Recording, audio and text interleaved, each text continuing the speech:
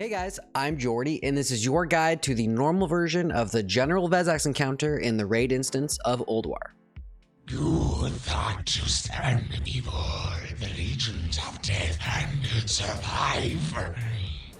Now, I didn't get the chance to down him on hard mode because we were focusing on other stuff on the PTR, so I can't in good conscience release that guide, but it will come in the next week or so as we spend some time on him once Ulduar releases. Okay, so General Vezax, the Faceless General, guards the final door to Yogg-Saron's prison. He's a one-phase fight that includes a nasty aura called Aura of Despair that prevents nearly all mana regeneration from occurring in the entire raid. This includes innervates, potions, whatever. You've got whatever mana you went in with, and that's pretty much it. Now for this fight, we have a normal raid comp. Notably, you only need one tank for this fight, so have your second tank spec DPS as you'll want as much as you can for this. Also, something to keep in mind, Paladin tanks are at a bit of a disadvantage on this fight because they use mana and it's difficult for them to get any back. Spiritual Attunement does work, but Paladins still suffer somewhat here. A DK might be the best tank as its threat is really strong and its cooldowns line up really well with an enrage buff Vezax gets every so often. 5 healers works for this, although I'd bet you could drop some with more gear down the line. Okay, so let's get into General Vezax's abilities. First, as mentioned previously, Aura of Despair. This is a permanent debuff on the raid that prevents mana regeneration nearly entirely. Some things that do still work, a Hunter's aspect of the Viper, an enhancement, Shamanistic Rage, and a couple other edge cases not really worth mentioning. So in order to combat this, we take advantage of another ability he uses called Shadow Crash. Every 7 seconds or so, Vezax lobs a big bolt of shadow energy up in the air where it will then land on the ground where someone was standing, preferring ranged targets. This does about 12,000 damage and knocks back anyone in the explosion radius. Once it lands, it leaves behind a black pool of energy for 20 seconds that if you stand in, will buff you with 100% bonus damage and reduces your mana costs by 75%. It also reduces healing done by 75%. So you can see where this is going. The goal here is to bait the Shadow Crash into a spot, and then all the casters move on top of it to take advantage of this buff, giving them a massive boost in damage and nullifying the downside of no mana regeneration because your spells are super cheap now. We'll talk about how to organize this in a bit. Okay, so he does a few other things. First, Mark of the Faceless. About every 20 seconds, he'll target someone and apply this debuff that siphons 5,000 health per second to anyone within 15 yards. This prefers ranged targets, so melee don't have to worry. If you get this, you just need to run out of the group as fast as possible, or you'll heal the boss a ton and do a lot of damage to your friends that the healers can't afford to heal. Next, every 5 seconds or so, he'll cast Searing Flames. This absolutely has to be interrupted. It does a mostly fatal amount of damage very quickly. Kick it or wipe. And finally, about every minute, he'll cast Surge of Darkness. This increases his damage by 100%, as well as slowing his move speed by 55%. I think this was intended to be kited, but we just sit and eat it and roll tank cooldowns for those 10 seconds. Not too bad with some planning. Oh, and there's one more thing, the Serenite Vapors. Every 30 seconds or so, one of these little clouds will spawn and move about the room slowly. They don't do anything themselves, but if you kill them, they drop a green pool of Serenite Vapor that you can stand in, which will, over time, turn your health into mana. Helpful if you're trying to top back up after a mistake or burning mana accidentally. However, this will ramp up fast, so make sure you move in, get a bit of mana, then move out, or it can quickly overwhelm you with damage and kill you. Just be careful.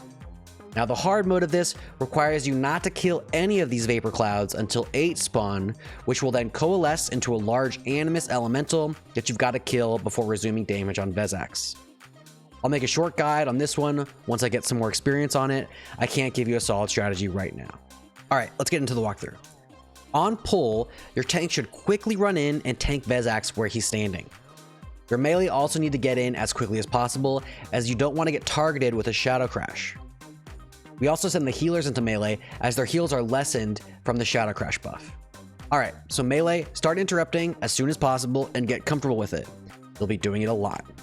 Now your ranged should be split into 2 groups, one left and one right. These 2 groups will stand a bit apart from each other. Once the Shadow Crash picks a player, that person's group should move with them either left or right, depending on their group assignment. Then, the groups should move in and hug the edge of the pool on the ground, whatever side they're assigned to. When the Shadow Crash targets a group again, that group should move in their designated direction, while the group on the other side of the pool does not move and just keeps casting. They should be far enough away from the explosion not to take damage or get knocked back, and still be able to continue casting. Then, once the new pool is on the ground, both sides reposition on the edges of the new pool. This continues for the entire fight. Note that this is a bit more of an advanced strategy requiring precise positioning. If your group doesn't seem to be able to do it right, I recommend 2 distinct stacks, one left and one right, and they just move away from any incoming Shadow Crashes towards their group and then reposition on top of their new pool. The issue with this is you can get some bad RNG and occasionally one side will get targeted a lot while the other doesn't, and they'll lose their Shadow Crash pool. If this happens, you need to stop casting until you get a new pool. You don't have the mana to keep going without the buff on the ground. Otherwise, you need to be watching for people with Mark of the Faceless. If you do get it, run away from the boss, not left or right. If you go left or right, you might be running with a group trying to avoid a Shadow Crash and do damage to them as you get out. Run backwards. And don't forget, every minute or so, he'll cast Surge of Darkness, doubling his damage to the tank.